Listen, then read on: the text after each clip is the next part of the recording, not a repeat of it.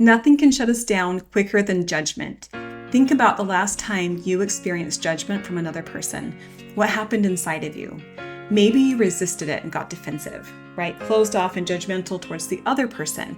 It's not me, it's you, right? Or maybe you believed it and became self-critical, right? They're right, their judgment is right, it's true. And now you're closed off towards yourself, right? You're disconnected towards yourself. Both reactions shut us down. Both reactions put us in a place of disconnection, whether with ourselves, with others, or both, which means that neither reaction is helpful. So if judgment from others isn't helpful, judgment towards yourself isn't helpful either. My name is Michelle Shelton. I'm a registered dietitian and certified coach, and today I'm going to teach you a strategy to shift out of judgment and back into connection, because connection is where we thrive and grow. So let's explore why we do this. Why do we fall into this good and bad paradigm? We're constantly labeling things as good and bad, right? This is rooted in that desire to resist the bad and seek the good. It's a survival instinct so that we know what to move toward and what to move away from. It keeps us safe, right? It helps us manage how we are seen as good or bad. But the result is disconnection, right? Because we don't want to be associated with that bad thing. Or it's control, right? I need to manage my environment so I don't become that bad thing. Or it's escape, because inevitably, because we are human, we have times where we are that bad thing, that we are that thing that we've labeled as bad. And now we need to escape those feelings of badness, right? So it leads to disconnection, control, or escape.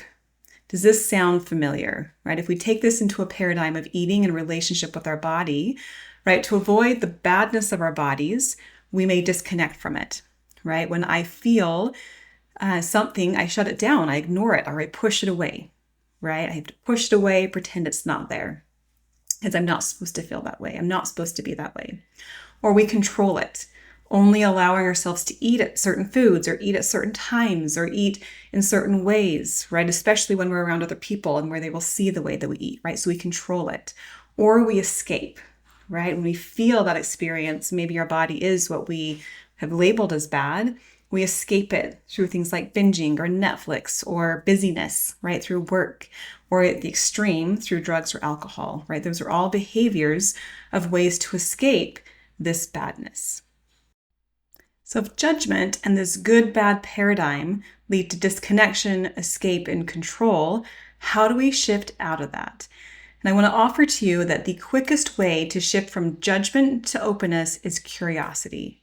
Curiosity invites connection. It brings us back to presence. It increases understanding of truth because we can lean into what's actually happening now. We can lean into the present. And it cultivates wisdom because we are responding to what is happening instead of what we fear might happen. We are responding to the present versus controlling the future. So let's break each of these down. How does curiosity invite connection? Curiosity says, I want to be with what is. You don't have to change or resist your reality because I can handle it.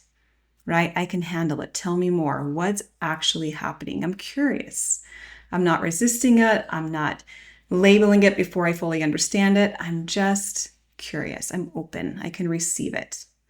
Right? This connection is so important. We know that one of the most important contributors to mental health is connection, right? Feeling connected in community and in relationship. But guess what? Connection with yourself is even more important. And why do I say that? Because connection with yourself precedes strong and healthy connection with others. Learning how to show up for yourself and connect with yourself is what facilitates and enables healthy connection with others. So through curiosity, we invite connection, right? We are saying, I want to be and can be with what is. I can be with what is actually happening inside of me. The next one, curiosity brings us back to the present. Curiosity asks, what is actually going on? What is actually happening, right? It's curious. It dives into experience, Instead of the parts of us that want to sort of predict the future or anticipate or say, this is what will happen, right? Parts of us that want that certainty, where curiosity can pull us back and say, well, what is actually happening? What is going on right now? And this is important because remember that presence is the only place where you actually have any power, right? You can't change the past. You cannot control the future. You can only respond to what is happening, right? Through curiosity, we're tuning into what actually is. We are becoming a witness of our own experience, right? We're becoming a witness instead of a judge, right? It's a very different stance to just notice and witness what's going on versus receive it, place judgment, predict the future. Curiosity promotes understanding. Curiosity says, I don't have the answer. I have questions. Tell me more.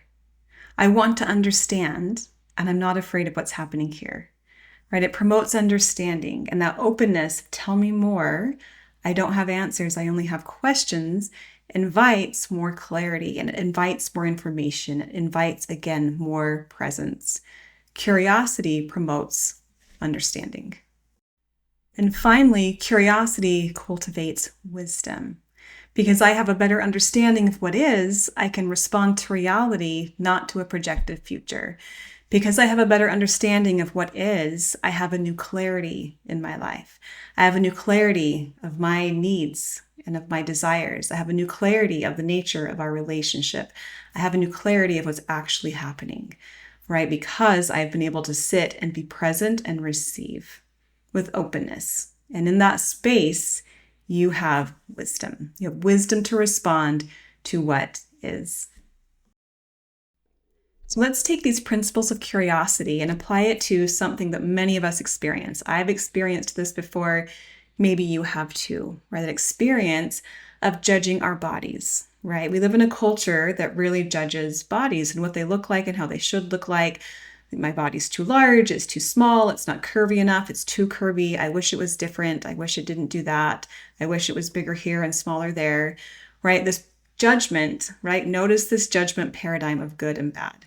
My body is bad because it doesn't look like this, or it doesn't move like that. It doesn't have this experience compared to what that other person experiences, right? And now I put it in this paradigm. And what does that lead to, right? It leads to control and disconnection, right? The control looks like I will tell my body what it needs to eat. I will tell my body when it needs to eat. I don't care what it's experiencing. I don't care if it's feeling hunger, that it's tired, that it's experiencing fatigue. Mm-hmm. I will tell it what it can and can't do. I don't care if it's in pain, right? I don't care what it's experiencing. I'm controlling it to get this outcome. Closely related is the disconnection, right? I don't even know what my body is feeling, and maybe I'm even scared to know. I don't want to feel its hunger because then it means I might have to eat. I don't want to feel its fullness because then I'm afraid that I might gain weight. I don't want to feel its emotions because then it might mean that something is going wrong in my life. I don't want to feel what my body is actually going through. I don't want to feel its pain because that might lead to disconnection with others, right? So I have to disconnect with my body to not experience any of that.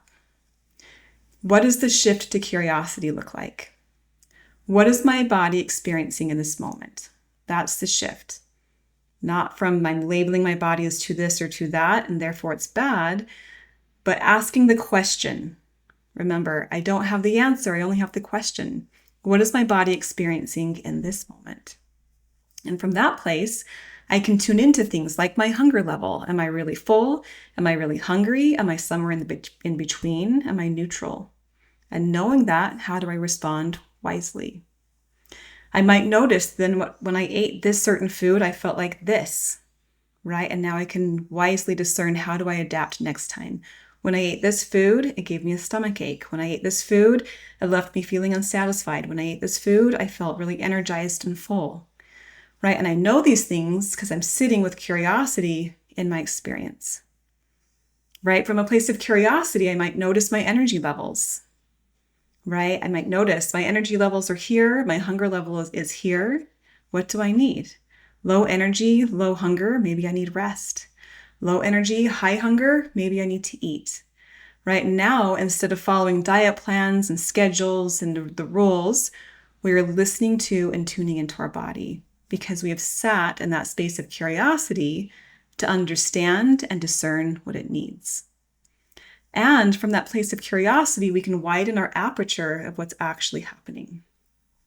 Right? Where I've labeled my body as bad because of how it looks, I can sit with the reality of what is the experience of my body.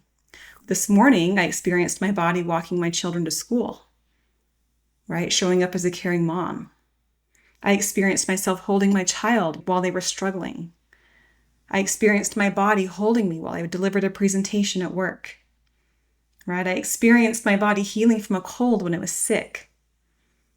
Right? I've experienced it doing so many good things because I'm present with what it is experiencing. I've widened my aperture through curiosity. So to bring this all together, curiosity is your superpower. It is your superpower to shift from disconnection and control and escape into connection, into presence, into wisdom, and into care. Being curious allows you to be present with what is actually happening, and it opens you up to more clarity, to reality. It opens you up to a new relationship with yourself. As we let go of judgment and shift into curiosity, shifting from disconnection, shifting into connection. Thank you so much for being here. Don't forget to click subscribe for more videos on building a life of health and well-being that are centered in that place of connection and wisdom and self-trust. If you want support and help to foster more curiosity in your life, go to nourishwhoyouare.com and sign up for a free coaching session. And we'll talk through and discuss, right, and explore that judgment that you might be experiencing and how you can shift into deeper healing and deeper well-being through curiosity. The link is in the video descriptions. Don't forget to hit subscribe, and I will see you in the next video.